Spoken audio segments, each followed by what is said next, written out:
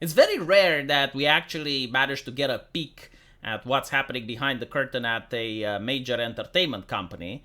I mean, we see the front, we see the people at DC Comics on Twitter using block lists against their customers, being very vindictive and aggressive towards the customers. But the question is like, what is happening behind the scenes? And the answer is it's pretty much more of the same. Like, people who are just obsessed with ideology and making cash at the expense of the actual product. Huge disdain for the customer. It's probably why the customer doesn't even come up in conversation. And we get to see this being revealed by the author Bill Willingham, who has made Fable. Now, you probably heard of Fable, if not from the comic books, then maybe from the Wolf Among Us Telltale game. I mean, that really popularized the franchise among the younger generation. And it's about the characters from story tales like Snow White, Beauty and the Beast, like all the Fable characters running away from their universe because there is an aggressor. Plot twist is Geppetto. But they run away from it and they come into our world. And they live in New York, and they have this magic in order to make them look like real humans, but in reality they're still fantasy creatures. It's a very well crafted universe, very detailed. I highly recommend it. And the author, which right now I think like he's 65, like he's definitely close to retirement, has had enough with DC Comics and decided to give them the middle finger in a very fantastic way. We're going to go to that to a little bit, but first let's talk about what his grievances are.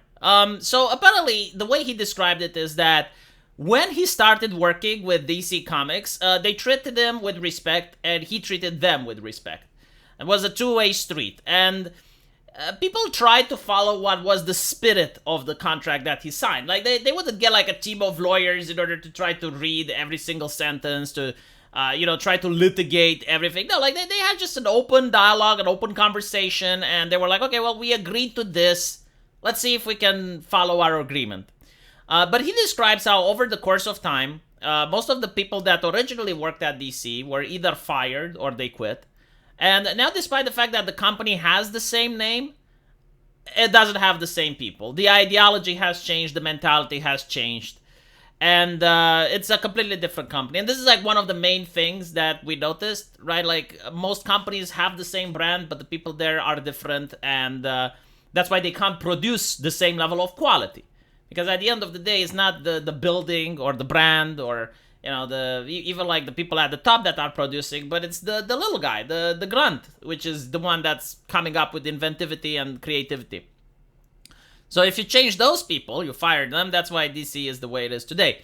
Now, in the case of Fable, the author was pointing out how they would usually try to skim out of royalties, right? Like these people that promote social justice and, all their comic books are preaching leftist ideology. They seem to be some of the most cutthroat, right-wing economic people in the market, right? Like they were trying to cut this guy out of his royalties, so he would often have to threaten litigation or to look into things deeper in order to get the money that he was owed. They tried to mess with his IP. I assume like they were trying to diversify his IP just to create like fan outrage, to do the classic fan baiting. You do like a little bit of a race swap, a skin swap, and then you use the outrage in order to try to market the stuff. The type of thing where they would make Ariel black or Snow White Asian or something like that in order to just upset people for the sake of it. And the author, I assume like he didn't like this, so they had like a lot of conflicts based on this. The way they treated him was also bad. Like, he claims that they will often use the excuse. It's like, oh, I guess we forgot. I guess it followed through the cracks. I thought we actually owned the IP, right? Like, so not reading the contract, not even knowing who the guy is. So all of these things, they added up, the entitlement. The fact that he couldn't even find out who most of the people that he was talking to respond to, right? So like the people that were pulling the strings prefer to remain anonymous or in the shadow. Like he actually tried to find out. It's like, all right, well, who do these executives respond to? Like who are they beholden to? Who's on top of them?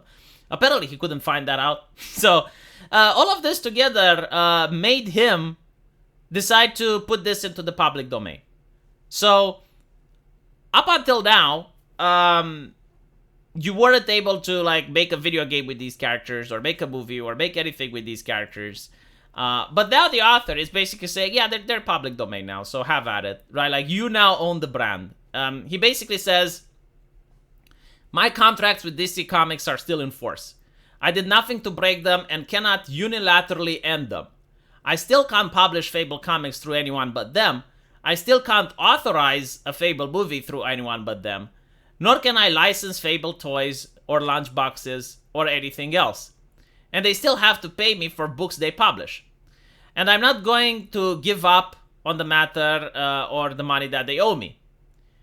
I intend to get my 50% of the money they've owed me for years for the Telltale games and other things. So again, like, understand that DC Comics, it's a very left-leaning, progressive company, talks about the poor, talks about the 1%, talks about all of this good shit, right?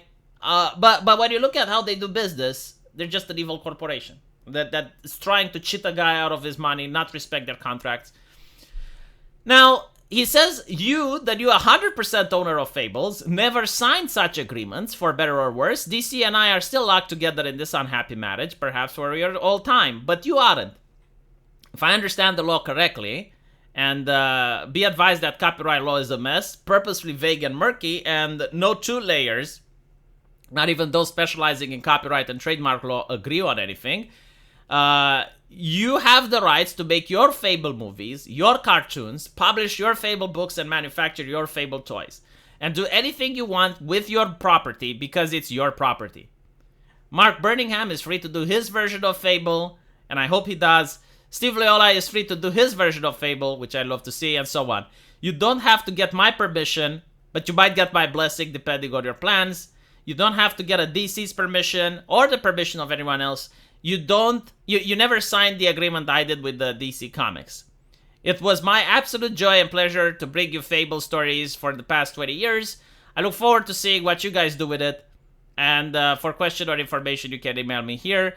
Please include Fable public domain in the subject line so I don't assume you're another Netflix promotion. Right, so basically, this is like the biggest middle finger that he could have given to DC Comics. It's not really that big. I mean, they still own the franchise, but it's going to be very difficult now for them to monetize it. It's going to be very difficult now for them to, if they get like another Telltale games, they don't have to pay them royalties.